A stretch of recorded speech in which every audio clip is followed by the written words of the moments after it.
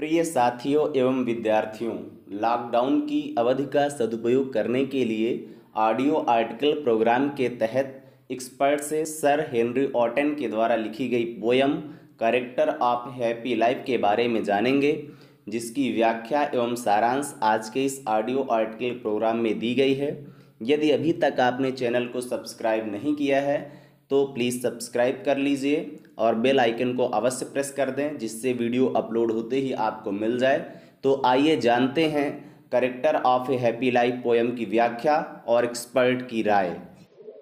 Good morning प्यारे बच्चों, आज हम आपको पहली पोयम है character of A happy life, जिसको कि सर हेनरी ऑटन ने लिखा है।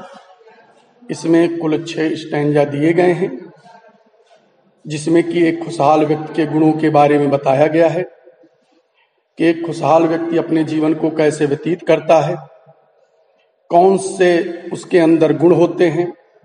इसमें यह भी बताया गया है पहले स्टेंजा में कि एक खुशहाल व्यक्ति कभी भी दूसरों की इच्छाओं के अनुसार काम नहीं करता है। ईमानदारी का विचार उसका एकमात्र कवच होता है। ईमानदारी पूर्ण विचार ही उसके सुरक्षा का सबसे बड़ा हथियार होता है तथा सरल एवं सत्य की उसकी सबसे बड़ी योग्यता होती है। ये पहले स्टेंजा में इसमें बताया गया है। या आप इसको यूं समझ सकते हैं इंग्लिश में कि in this poem the poet says that the truly happy man controls his patience. A truly happy man always does not depend on others. He does not work according to the will of others. He is free to do what he thinks proper. He is not slave to anyone. He does not need any weapon to protect himself. Honesty is the only weapon for him. It is a sure defense.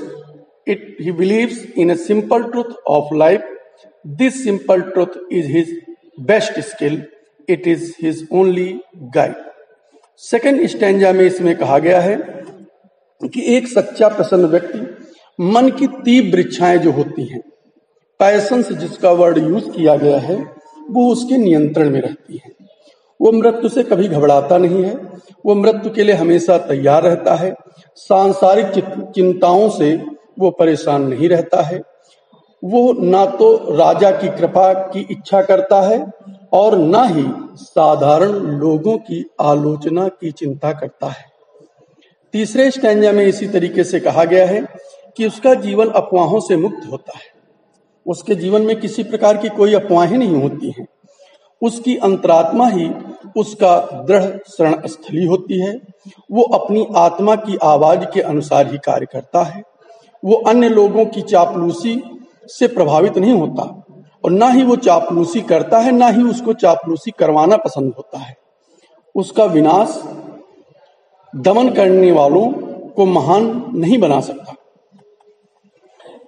इस प्रकार से चौथे stanza में यही बताया गया कि एक खुशहाल व्यक्ति जो होता है वो कभी भी किसी से ईर्ष्या नहीं करता। अगर मान लीजिए कोई व्यक्ति संयोगवश अपने जीवन में उन्नति करता है, तरक्की प्राप्त करता है, तो कभी भी उससे ईर्ष्या नहीं करता। वो ये कभी नहीं समझता कि प्रशंसा के घाव कितने गहरे होते हैं, अर्थात झूठी प्रशंसा से वो प्रभावित नहीं होता। उसे राज्य के नियमों की चिंता नहीं, बल्कि वो अच्छाई के नियमों का पालन करता है। पांचवें स्टैंजा में इसी तरीके से बताया गया कि एक खुशहाल व्यक्ति हमेशा ईश्वर की प्रार्थना करता है। वह प्रातः तथा सायं ईश्वर की प्रार्थना उसकी कृपा प्राप्त के लिए करता है। वो किसी फल प्राप्त की इच्छा से नहीं करता।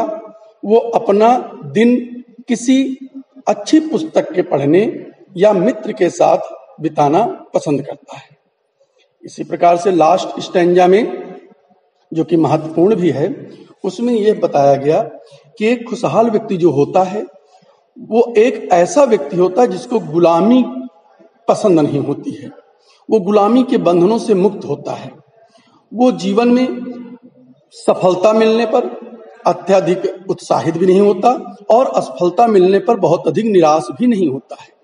दोनों परिस्थितियों में वो एक समान जीवन व्यतीत करता है, चाहे सुख हो चाहे दुख हो, चाहे वो सांसारिक संपत्ति का स्वामी ही ना हो, लेकिन वो अपने मन का स्वामी होता है। उसके पास कुछ न होते हुए भी सब कुछ है, ऐसा वो महसूस करता है, क्योंकि वो ये समझता है संतोष का धन ही सबसे बड़ा धन होता है। इस प्रकार से इस पोयम में जो इसका एक थीम है, आप कह सकते हैं कि in this poem the poet describes the quality of a really happy man. A happy man is honest and truthful. He is the master of his passions. Passions, it means strong desires. Means जैसे anger, worry, jealousy, greed, lust, these things are in his control. He is not afraid of death. He does not care for the love of prince or the criticism of the common people. He is free from rumors. He depends upon the voice of his conscience.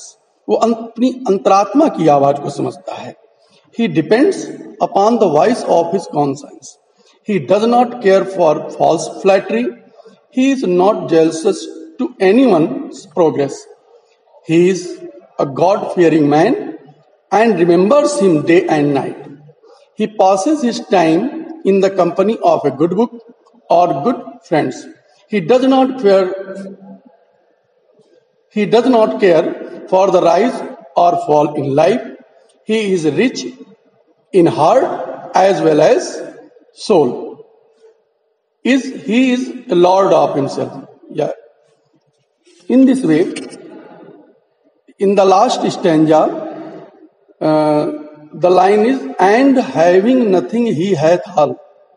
The poet uses oxymoron, the figure of speech.